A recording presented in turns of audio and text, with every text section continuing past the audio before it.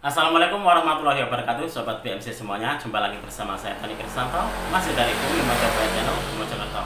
Nah sobat semuanya, di episode kita kali ini saya ingin mengajak kalian semuanya untuk kembali belajar mengenal tentang Tosan Aji. Dan di sini nanti sobat semuanya yang akan kita review bersama-sama adalah salah satu dari koleksi pribadi saya yang sudah cukup sangat lama sekali saya koleksi. Nah kira-kira keris dengan dapur apakah ini? Langsung saja kita akan mereviewnya bersama-sama.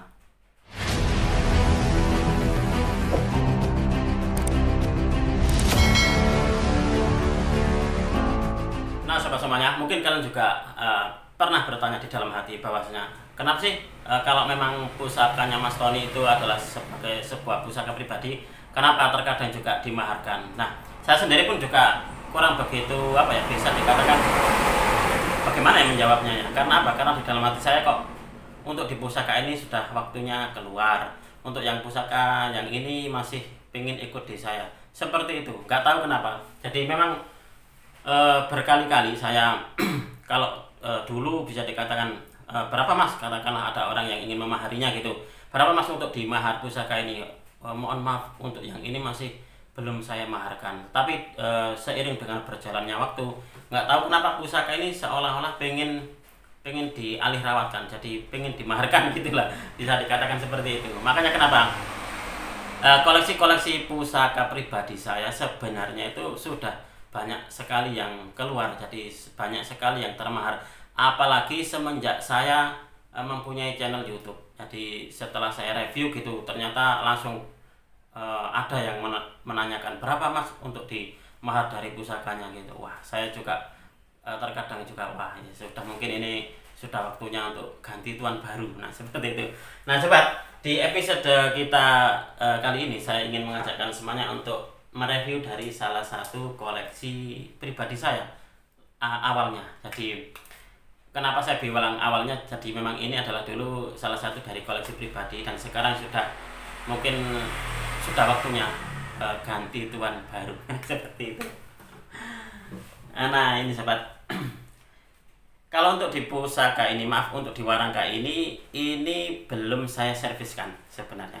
Ini belum saya serviskan, dan mulai dari saya memilikinya, warangka ini sudah seperti ini. Jadi saya lihatnya masih bagus, jadi masih belum lah untuk diserviskan. Biarkan seperti ini saja. Karena apa? Karena masih sangat-sangat layak dengan pusakanya.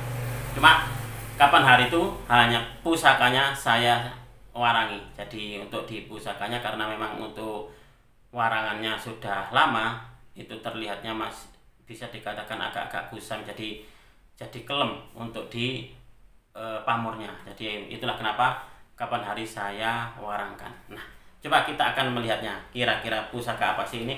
Sebenarnya pusaka ini sudah pernah saya review dari beberapa video yang lalu. Mungkin kalau kalian melihatnya 4 atau 3 video yang lalu, saya pernah mereview ini bersama dengan 2 pusaka lainnya, yaitu agak lupa.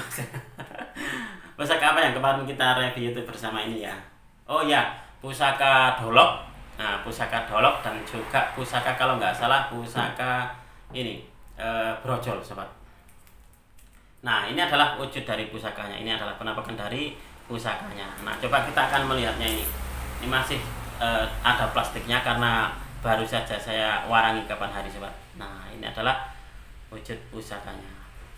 Pamornya akhirnya setelah diwarangi itu deling, jadi keluar pamornya, keluar keindahannya. Itulah mengapa seseorang yang katakanlah itu bisa dikatakan bagus, seseorang yang tampan gitu, kalau tidak mandi kan aura ketampanannya kurang maksimal. Sama dengan pusaka sobat semuanya. Pusaka meskipun itu pusaka bagus, tapi kalau tidak dirawat, kalau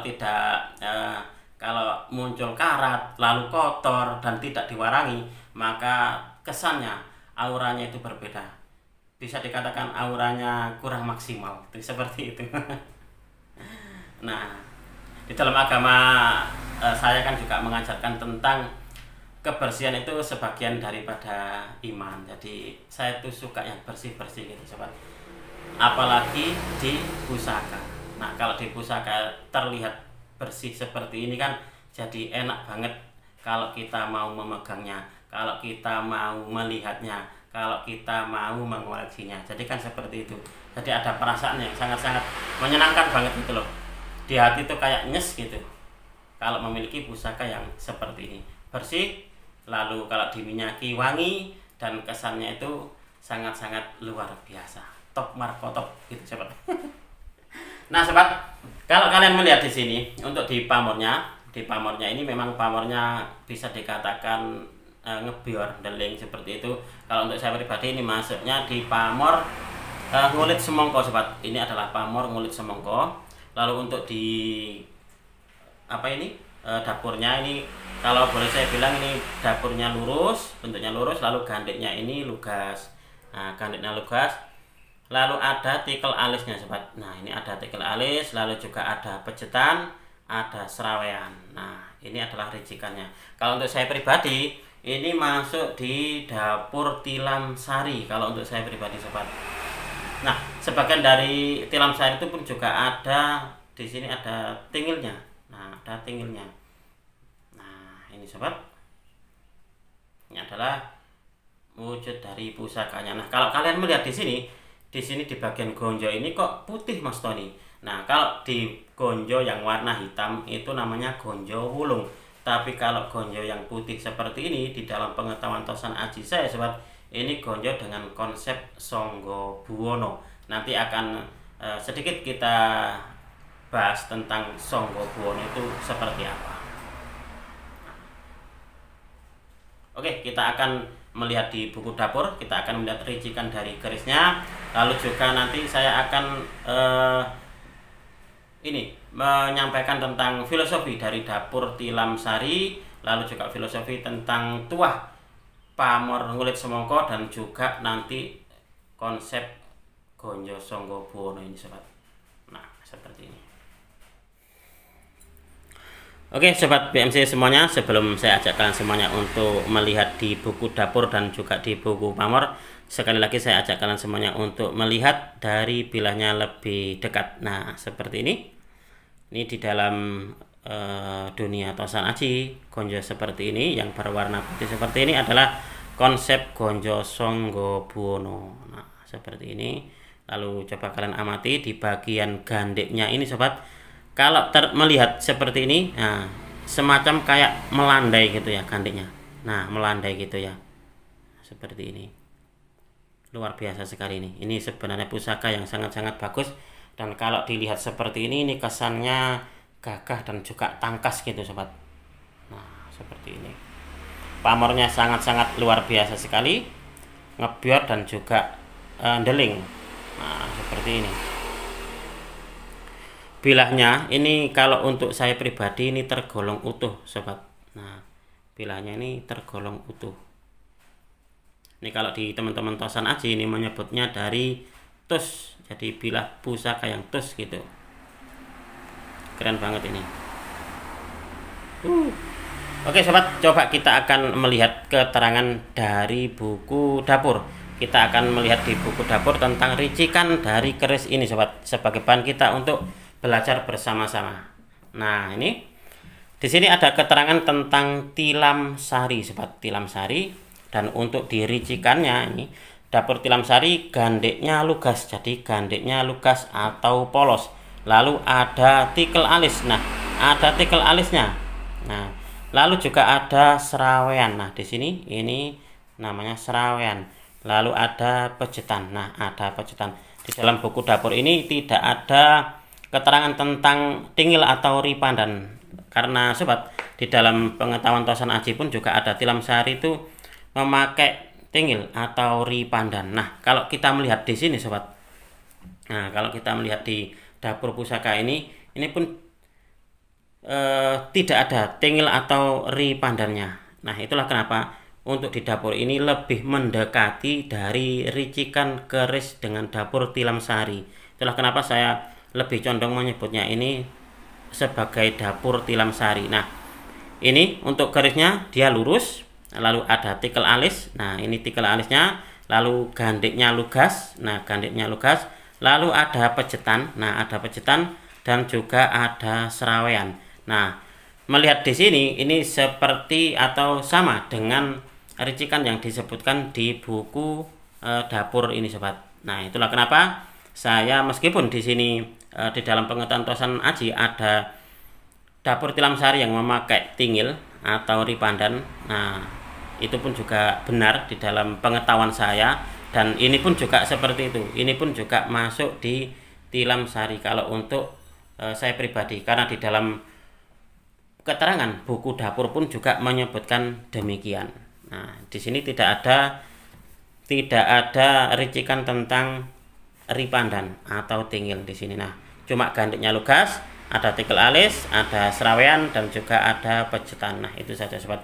Tetapi sobat semuanya, ini adalah belajar. Jadi ini adalah belajar. Jadi jika di antara kalian ada yang berpendapat lain, saya persilakan, silakan kalian tulis di kolom komentar sebagai bahan kita untuk belajar bersama-sama, sebagai bahan kita untuk berdiskusi bersama-sama. Nah, seperti itu sobat.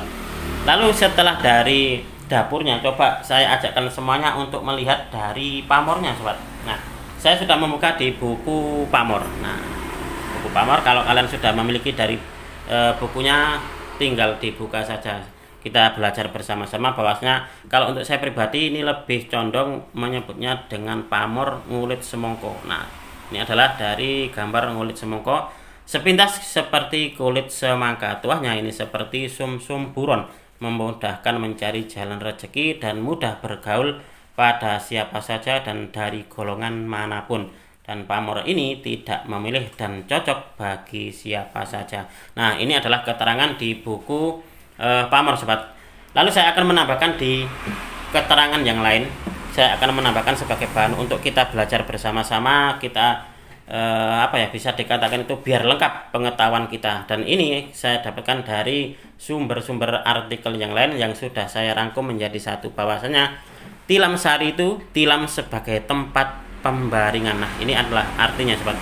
Tilam sari, tilam itu artinya adalah sebagai tempat pembaringan, tempat istirahat, atau jika dimaknai lebih luas adalah rumah tangga atau tempat tinggal. Sari adalah harum, wangi, semerbak. Jadi pengertian dari tilam sari jika dikupas lebih jauh membawa makna tempat berteduh yang harum semerbak baik di hadapan Tuhan dan sesama manusia. Doa yang diharapkan pada keris tilam sari ini sobat adalah agar pemilik yang merawat keris ini akan selalu mendapat kemuliaan, kebahagiaan, kedamaian, nama yang harum dan dihormati orang di sekelilingnya, serta selalu mendapat kebaikan dan perlindungan dari Tuhan yang Maha Kuasa. Dan kalau boleh saya bilang, salah satu dari pusaka yang direkomendasikan oleh Kanjeng Sunan Kalijogo itu salah satunya adalah berdapur tilam sari ya. Jadi dapur tilam upih dan juga tilam sari. Nah, sepengetahuan saya seperti itu sobat. Lalu kita lanjutkan lagi untuk di gonjonya sobat. Nah, gonjo yang berwarna putih seperti ini berkonsep Sangga Buwana. Konsep gonjo Sangga Buwana ini yang berwarna putih ini mengandung pengertian kesucian jagat alit menjadi dasar jagat ageng. Bahwasanya kita sebagai pribadi, sebagai jagat alit, jika memiliki perilaku yang baik dan benar, maka akan berdampak baik pula bagi lingkungan dan alam semesta atau jagat ageng. Leluhur kita menitipkan pesan pada seni tosan aji bahwasanya kita sebagai pribadi haruslah memiliki sifat dan sikap yang baik bukan hanya bagi sesama tapi juga bagi alam semesta. Nah, seperti itu, kurang lebihnya seperti itu sobat. Tapi jika ada pendapat yang lain, saya persilakan. Silakan kalian tulis di kolom komentar, karena ini adalah forum untuk diskusi, ini adalah forum untuk belajar tosan aji bersama-sama. Lalu lanjut lagi untuk di pamornya sobat. Nah, pamor seperti ini tadi, ini adalah pamor ngulit semongko. Dipercaya dapat memperluas pergaulan, disukai banyak orang, dan memudahkan pemilik dalam mencari rezeki. Intinya, jika kita pandai bergaul dan disukai banyak orang, ini maka pintu rezeki akan terbuka lebar karena peluang bisa datang dari mana saja. Nah, seperti itu sobat. Dan sekali lagi, pamor ngulit semongko ini bukan merupakan pamor pemilih, jadi cocok dimiliki oleh siapa saja. Ini sangat-sangat luar biasa sekali pusakanya, keren. Nah, demikian tadi sobat, kita sudah berdiskusi bersama, kita sudah mereview dari salah satu koleksi Galeri Bumi Mojopahit, dalam hal ini dengan dapur tilam sari, dengan gonjo Songgo Buwono, dan berpamor ngulit semongko. Semoga video ini bisa sedikit menambah wawasan dan juga pengetahuan kepada kalian semuanya, khususnya bagi kalian para pecinta tosan aji pemula. Apabila ada kesalahan dan juga ada kekurangan di dalam saya menyampaikan review tadi, saya memohon maaf yang sebesar-besarnya. Marilah kita bersama mencintai dan juga merawat tosan aji demi lestarinya budaya bangsa. Dari saya cukup sekian. Terima kasih dan wassalamualaikum warahmatullahi wabarakatuh. Rahayu, rahayu, rahayu.